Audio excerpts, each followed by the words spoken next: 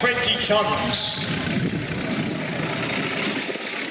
So although you've got the firepower, you've still got relatively modest protection. So the crews like the firepower, they like the speed, but they weren't too happy about the lack of protection up there.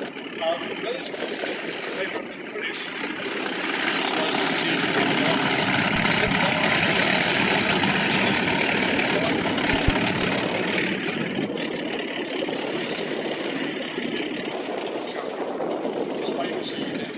on the Chaffee coming out,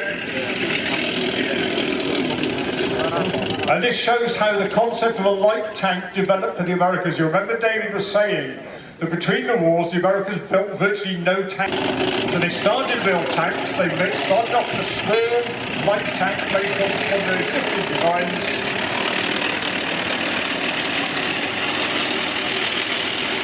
and they upgraded it to the Chaffee here.